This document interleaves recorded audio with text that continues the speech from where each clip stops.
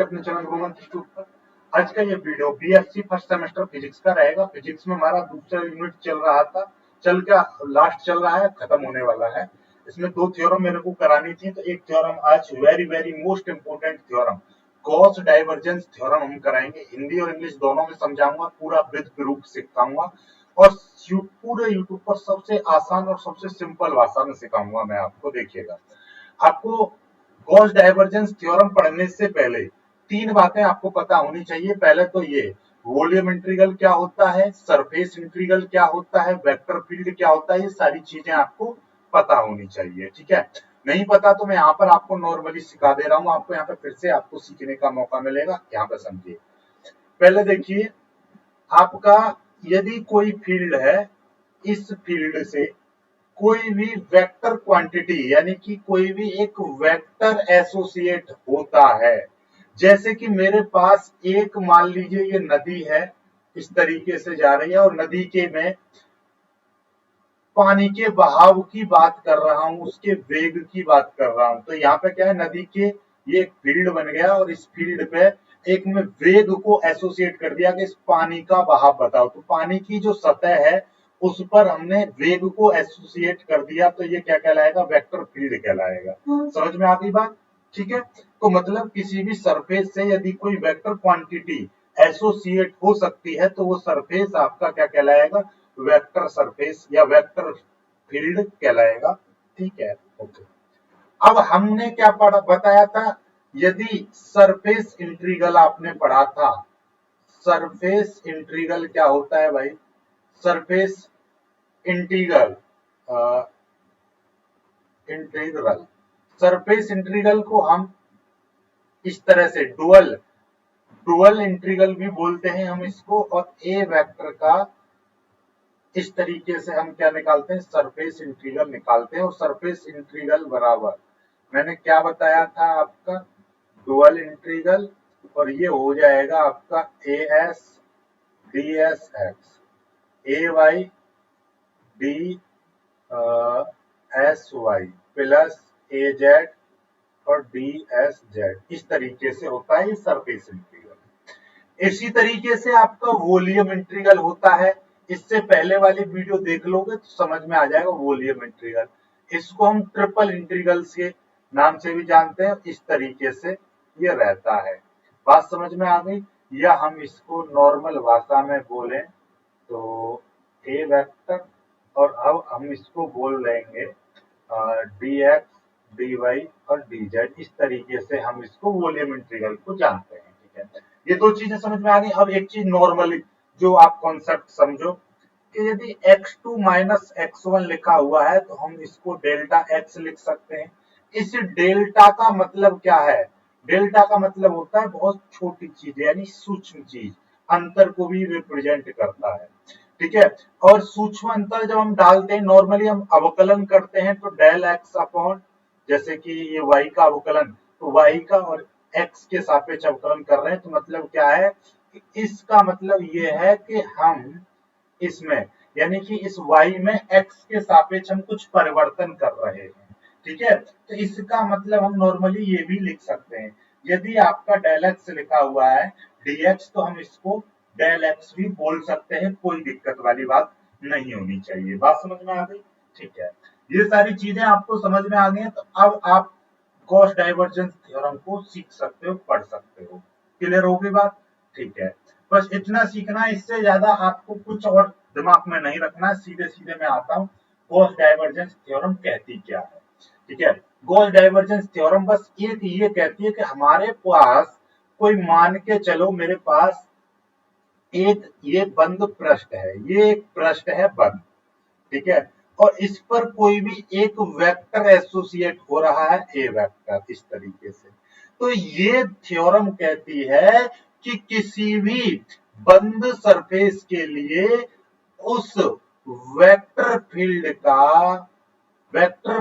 का surface integral, क्या, vector field का सरफेस इंटीग्रल उस वेक्टर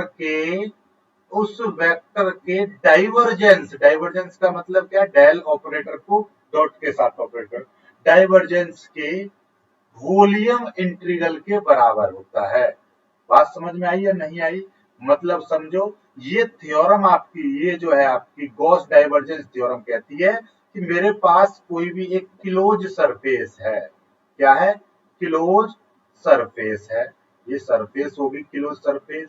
इसमें एक ये वाला वेक्टर एसोसिएट हो रहा है, वेक्टर फील्ड है। ठीक है, एक क्लोज वेक्टर फील्ड है, आप ऐसे बोलिए। ठीक है, चलिए। तो ये कह रहा है कि किसी क्लोज सरफेस के लिए उसके वेक्टर फील्ड के डुअल इंटीग्रल, यानी कि वेक्टर फील्ड के सरफेस इंटीग्रल। इसका मतलब क्या है? ये हो गया आपका सरफेस इंटीग्रल। सरफेस इंटीग्रल उस वेक्टर के, उस, देखिएगा, ये थोड़ा सा मैं इसको यहां से लिखूं, ये जो सरफेस इंटीग्रल जो होगा वो उस वेक्टर के डाइवर्जेंस के, इस वेक्टर के डाइवर्जेंस के ट्रिपल इंटीग्रल अर्थात वॉल्यूम इंटीग्रल के बराबर होता है। बात समझ में आई या नहीं आई? मतलब ये है, ये हो गया सरफेस इंटीग्रल। सरफेस इंटीग्रल किसके बराबर होता है? Surface integral volume integral. ठीक है, वॉल्यूम इंटीग्रल। बस, ठीक है। तो इससे क्या पता चल रहा है कि भैया सरफेस इंटीग्रल को वॉल्यूम इंटीग्रल में और वॉल्यूम इंटीग्रल को सरफेस इंटीग्रल में बदलने के लिए ये थ्योरम बनाई गई है। कभी कभी हम जब सवाल करते हैं, कहीं कहीं पर हमको आवश्यकता पड़ती है कि हमको दिया हुआ होता है वॉल्यूम इंटीग्रल और हमको सरफेस इंटीग्रल चाहिए, तो वॉल्यूम इंटीग्रल को हम सरफेस इंटीग्रल में चेंज करने के लिए एक गॉस थ्योरम बनाई गई। तो ये क्या कहती है? ये थ्योरम कहती है किसी भी हमारे पास ये कोई वेक्टर फील्ड है, तो किसी वेक्टर फील्ड का सरफेस इंटीग्रल उस वेक्टर फील्ड के डाइवर्जेंस के वॉल्यूम इंटीग्रल के बराबर होता है। बस यहाँ पर एक चीज है कि इसका, यानी कि कोई सदिश है ना हमारे पास, बात समझिएगा, मेरे पास ये कोई एक सदिश है, तो सदिश का मैं डायरेक्टली सरफेस इंटीग्रल निकाल दूं, तो ये जो सरफेस इंटीग्रल है इस सदिश के डाइवर्जेंस के वॉल्यूम इंटीग्रल के बराबर होता है। बात खत्म। तो किसी भी सदिश का सरफेस इंटीग्रल उस सदिश के डाइवर्जेंस के, उस सदिश के डाइवर्जेंस के वॉल्यूम इंटीग्रल के बराबर होता है। इसी को हम गॉस डाइवर्जेंस थ्योरम कहते हैं। तो यहाँ पर देखिएगा क्या लिखा हुआ है मेरे पास, बहुत ही सिंपल परिभाषा। किसी बंद सतह पर, किसी बंद सतह का मतलब बंद सरफेस, क्लोज सरफेस पर किसी सदिश का, किसी वेक्टर का सरफेस इंटीग्रल उस सदिश के डाइवर्जेंस के वॉल्यूम इंटीग्रल के बराबर होता है। बात खत्म। समझ में आ गई बात? नहीं आई तो यहाँ पे देखिए इंग्लिश में भी लिख सकते हो, the surface integral of A vector over a closed surface equal to the volume integral of the divergence of vector over the volume enclosed by the surface। मतलब ये कि किसी सदिश का, उस सदिश का सरफेस इंटीग्रल उस सदिश के डाइवर्जेंस के वॉल्यूम इंटीग्रल के बराबर होता है। बस इतना लिखना है आपको। ठीक है, और ध्यान से समझ लीजिएगा, यह जो थ्योरम होती है गॉस डाइवर्जेंस थ्योरम, ये कन्वर्ट करती है वॉल्यूम इंटीग्रल को, किसमें कन्वर्ट करती है? सरफेस इंटीग्रल में कन्वर्ट करती है। अब इसका हम प्रूफ देखेंगे। प्रूफ के लिए मैंने क्या माना, यहाँ पे देखिएगा मेरे पास एक्स अक्ष, वाई अक्ष और जेड अक्ष है। इसके लिए मैंने एक यहाँ पे देखिए एक सरफेस मान लिया है। ये मेरे पास एक सरफेस है, ये मेरे पास एक सरफेस है और इस सरफेस में मेरे पास अंदर क्या है? एक वॉल्यूम है। ठीक है, ये मेरे पास वॉल्यूम है, मैंने एक घनाभ बना दिया है जिसकी एक्स वाई जेड अक्ष के सापेक्ष ये dx इसकी लंबाई है, ये इसकी चौड़ाई है। ठीक है, ऊंचाई, और ये इसकी मतलब लंबाई, ऊंचाई, चौड़ाई सारी चीजें हैं। ठीक है, समझ में आ गई बात? नहीं आई तो एक्स वाई जेड अक्ष, तो हमारे पास देखिए मैंने लिख दिया है कि माना हमारे पास एक सरफेस एस है जो, जिसके अंदर एक वॉल्यूम है। ठीक है, मतलब सरफेस का मतलब देखो ऐसा समझो कि ये मेरे पास एक बोतल है, दिखाई दे रही है बोतल, ये बोतल के बाहरी जो हिस्सा है ये आपका सरफेस कहलाएगा। बोतल के अंदर जब हम पानी भर देंगे तो इसके अंदर क्या आ जाएगा, वॉल्यूम आ जाएगा, आयतन। तो इसके अंदर आयतन होगा, इसके बाहर क्या है, सरफेस।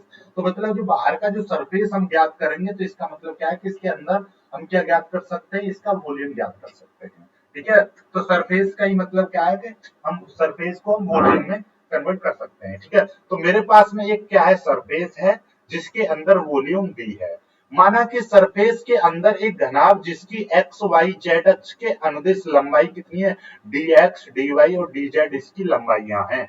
एक्स वाई जेड अक्ष यानी कि एक्स अक्ष के अलोंग, यानी एक्स अक्ष ये है तो इसके अलोंग इसकी लंबाई डी एक्स है, ये डी वाई है, डी जेड है। माना ए वेक्टर एक वेक्टर फील्ड है, ये जो ए वेक्टर है एक आपका वेक्टर फील्ड है। घनाभ की एक्स अक्ष के अनुदेश ए वेक्टर की स्थिति P1 व P2 है। यहाँ पर ये देखिएगा, ये ए वेक्टर है, इसकी स्थिति यहाँ पर P1 है और ए वेक्टर है, इसकी स्थिति यहाँ पर क्या है, ये। तो ये एक्स अक्ष के अनुदिश है तो इसलिए मैंने यहाँ पर क्या लगा दिया, ए एक्स लगा दिया। ये मैंने यहाँ पर ए एक्स लगा दिया इस तरीके से, ए एक्स P1 और ए एक्स P2 होगी, ये स्थिति है। अब यहाँ पर हम क्या निकालेंगे, देखिएगा हमारे पास ये दो सरफेस मान लो। ठीक है, ये घनाभ की एक यहाँ पर सरफेस है, ये वाली जो सरफेस है ये आपकी लेफ्ट सरफेस या लेफ्ट फेस बोल दीजिए। घनाभ की लेफ्ट यानी कि लेफ्ट फलक। ठीक है, और ये क्या है, ये आपकी राइट राइट राइट फेस है। ठीक है, ये मेरी राइट फेस है। ठीक है, एक्स अक्ष की ये लेफ्ट फेस, ये राइट फेस। ऐसे ही ये आपका यहाँ पर देखेंगे, ये आपका वाई अक्ष की राइट और नीचे वाली लेफ्ट। ठीक है, इस तरीके से रहेंगी। ठीक है, ओके, यहां तक समझ में आ गया। अब हम क्या निकालेंगे, देखिएगा हम यहाँ पे निकाल रहे हैं कि लेफ्ट फ्लक्स से यानी कि लेफ्ट क्या है, लेफ्ट फेस से बाहर निकलने वाला फ्लक्स। बात को समझो, लेफ्ट फ्लक्स यानी इस तरीके से है भाई, लेफ्ट में तो कोई फ्लक्स नहीं निकल रहा है लेकिन अंदर की ओर जा रहा है। देखिएगा हमारे पास वेक्टर इस तरीके से है, ऐसे जाएगा यानी कि इस तरीके से पार हो जाएगा। तो यहाँ से जो फ्लक्स निकलेगा तो लेफ्ट में कितने निकले भाई, इतना निकल रहा है, इसका ही विपरीत बोल देंगे यानी कि माइनस कर देंगे। तो भैया यहाँ से जो ये वेक्टर है ये तो इधर की ओर दिशा है लेकिन हमको लेफ्ट में चाहिए, तो क्या लगा देंगे, प्लस के बराबर क्या हो जाता है, नॉर्मली प्लस के बराबर। आपने इंटर में पढ़ा होगा इलेक्ट्रिक प्लस, तो इलेक्ट्रिक फ्लक्स बराबर क्या था, ई वेक्टर और ये क्या है, ए वेक्टर। यानी कि क्षेत्रफल, किसी भी एक क्षेत्रफल से कितनी वैद्युत बल रेखाएं निकलेंगी तो वो उसका इलेक्ट्रिक फ्लक्स कहलाएगा। ठीक है, तो एक प्रकार से फ्लक्स क्या है, कुछ संख्याओं को रिप्रेजेंट करता है। किसी क्षेत्र से यदि वैद्युत फ्लक्स कर रहा हो तो किसी क्षेत्र से यानी एक क्षेत्रफल दे दिया है उससे कितनी वैद्युत बल रेखाएं निकलेंगी, ये इसका फ्लक्स कहलाएगा। यदि मुझे चुंबकीय फ्लक्स चाहिए तो ये कोई क्षेत्र है, इससे कितनी चुंबकीय बल रेखाएं निकलेंगी वो चुंबकीय फ्लक्स होगा। तो इसका मतलब क्या है कि यहां से मेरे को क्या चाहिए, यहां से मेरे को फ्लक्स चाहिए, तो यहां से मैं फ्लक्स निकाल रहा हूं तो ये फ्लक्स कितना हो जाएगा कि भैया ये माइनस तो लगा रहा है क्योंकि ये दिशा है, माइनस क्या है, दिशा विपरीत है। ए एक्स ए एक्स ए एक्स P1, तो यहां से ये मेरे पास में एक वेक्टर आ गया।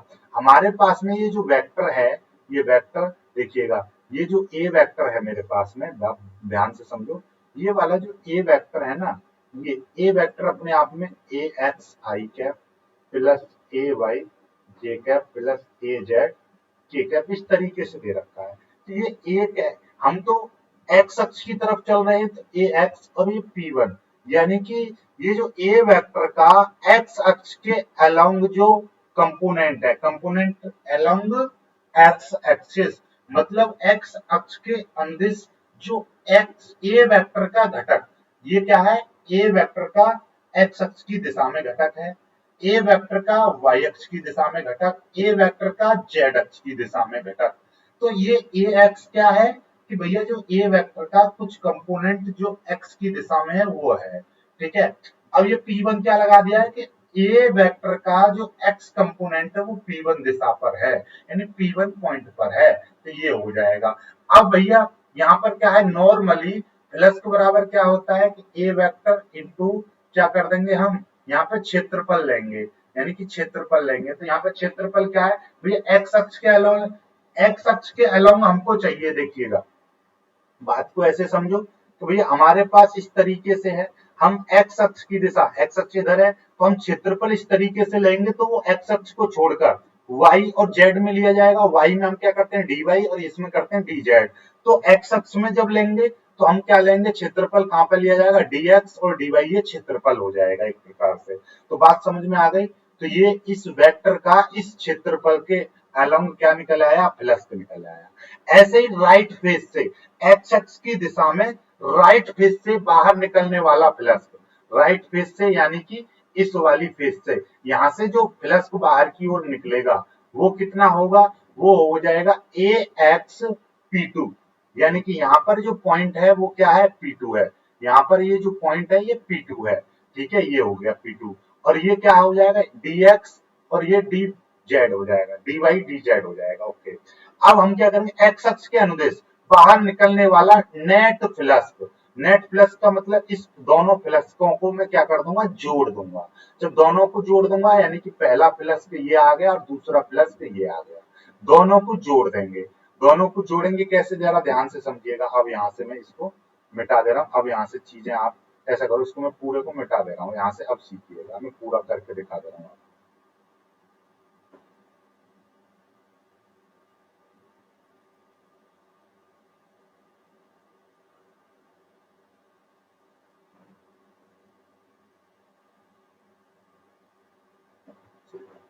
ये मैंने क्या कर दिया, यहाँ से जोड़ दिया है।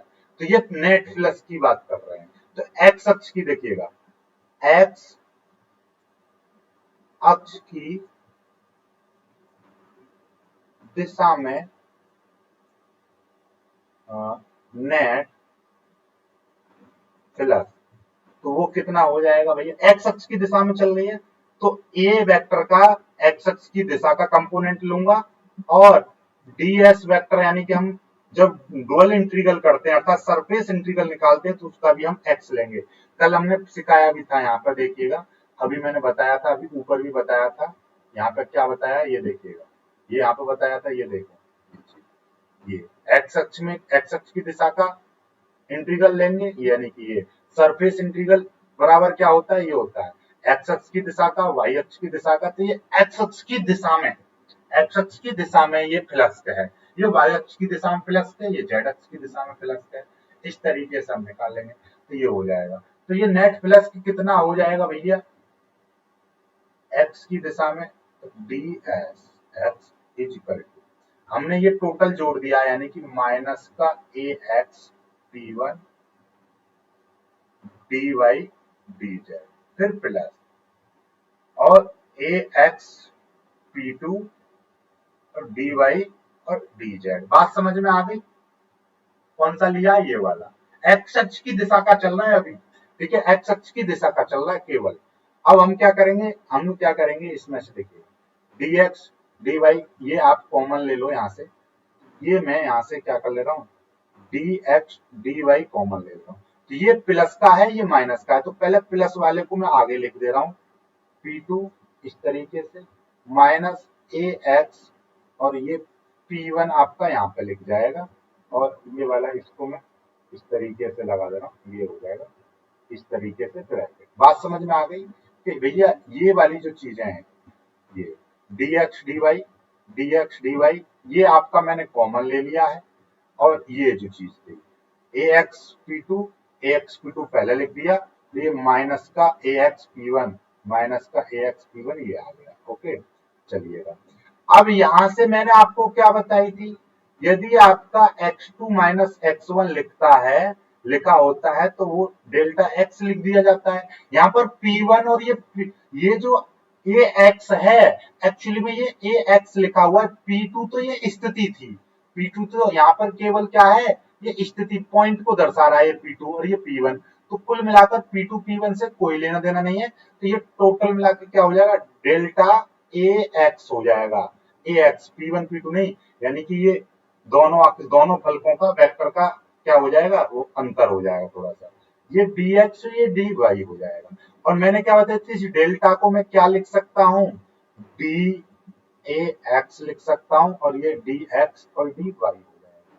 अब मैं यहाँ पर क्या कर रहा हूँ, ध्यान से समझिएगा, मैं dAx और यहाँ से dx की मल्टीप्लाई और dx का मैंने भाग कर दिया और dx के मैंने मल्टीप्लाई कर दी। सॉरी, ये y और z था। ये एक सेकेंड, ये वाला आपका क्या था, y, ये y था, y और z। यहाँ पर क्या था, y और ये वाला y और z, ये dy और ये dz था। ये यहाँ पर क्या है, dy और dz। ओके, अब मैंने यहाँ पर क्या किया है, इस dx की मल्टीप्लाई करिए, dx का भाग कर दिया, और ये dy और dz ये आपका है, ये वाला जाता है, ये वाला। मैंने यहाँ पर क्या किया है, देखिएगा, थोड़ा सा हमारा लैपटॉप थोड़ा दिक्कत कर रहा है, तो इसको थोड़ा देखेंगे क्या दिक्कत आ रही है इसमें, देखिएगा आगे। यहाँ से ये समझ में आ गया आपको, यहाँ से मैंने और मैंने क्या बताई थी, इसी चीज को मैं dx लिख सकता हूँ, इसी को वक्त आने पर ऐसा लिख सकता हूँ। तो ये मैं इसको क्या लिख सकता हूँ, del ax upon del x लिख सकता हूँ। और ये अपने आप में क्या है, dx dy और dz, और ये क्या निकला है, x अक्ष के अलोंग नेट फ्लक्स। ये क्या है, ये है आपका x अक्ष के अलोंग नेट फ्लक्स। ठीक है, इसी प्रकार, ठीक है, यहाँ पे लिख देंगे इसी प्रकार, यानी सिमिलरली। ठीक है, ओके, नहीं दो साल कब तक घूमेगा। इसी प्रकार हम क्या करेंगे, एक्स अक्ष का निकालेंगे, इसी प्रकार हम वाई अक्ष का निकालेंगे। ओके, चलिएगा, तो यहाँ पे देखिएगा,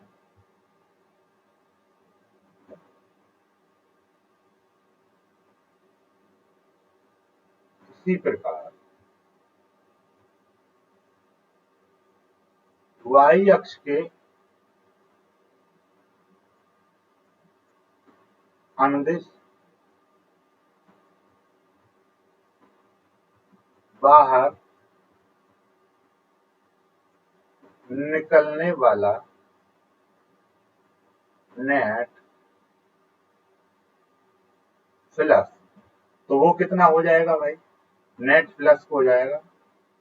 तो हम इसको बोलेंगे, इसको क्या बोलेंगे, ए वाई डी एस वाई, इस तरीके से बोलेंगे। और ये कितना हो जाएगा, ये हो जाएगा आपका, यानी कि A Y D S Y बराबर हो जाएगा del A Y upon del Y into del X D X D Y और डी जेड। केवल ये वाला देखिएगा, यहाँ पर ये x है, केवल ये x है, ये वाला, और यहाँ पर ये वाला चेंज हो गया। इसी प्रकार से जेड अक्ष के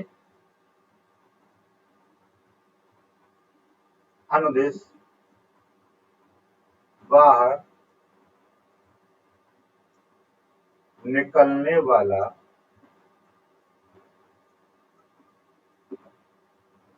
नेट फ्लक्स कितना हो जाएगा, A Z D S Z is equal to, ये कितना हो जाएगा, del A Z upon del Z D X D Y D Z, ये हो जाएगा। अब मेरे पास में क्या है, एक्स वाई जेड पूरा निकल आया। अब मैं इस पूरे फिगर की बात कर रहा हूं, इस पूरे संपूर्ण सरफेस का, यानी कि पूरे सरफेस का, संपूर्ण सरफेस का निकालूंगा, तो लिख दूंगा संपूर्ण सरफेस का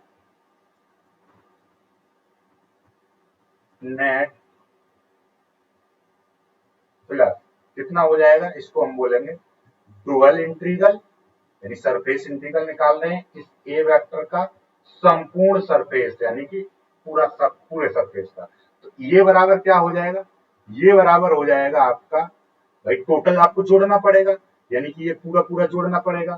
तो यहां से देखिएगा इंटीग्रल, ठीक है, ये तो रहेगा ही, आपका ये सारा जुड़ जाएगा, A X D S X, A Y D S Y plus A Z D S Z. इस तरीके से पूरा सरफेस आपका, तो ये जो आपका फ्लस्क है भाई एक्स अक्ष का देखिए ध्यान से,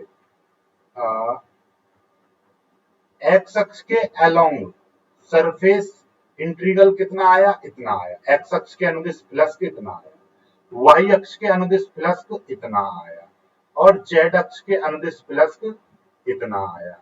अब भैया मेरे को तीनों अक्ष यानी कि पूरे संपूर्ण सरफेस के लिए फ्लस्क चाहिए, तो ये टोटल फ्लस्क आपस में क्या हो जाएगा, जुड़ जाएगा, जिसको हम ये वाला क्या बोलेंगे, ये चीज आप इसको बोलेंगे। ओके चलिएगा, अब मैं यहाँ से थोड़ा सा हाथ पानी में भीग रहा है, तो ये ओके ऑलराइट, ये हो गया टोटल फ्लक्स आ गया, आपको समझ में इतना आ गया। अब इतने की वैल्यू रख देंगे, तो डुअल सरफेस हम निकाल रहे हैं, ए वेक्टर और बी एस इक्वल, ये टोटल इसकी वैल्यू कितनी थी, इसकी वैल्यू है देखिएगा, ये आप इस तरीके से कर रहे हैं कोई दिक्कत नहीं है।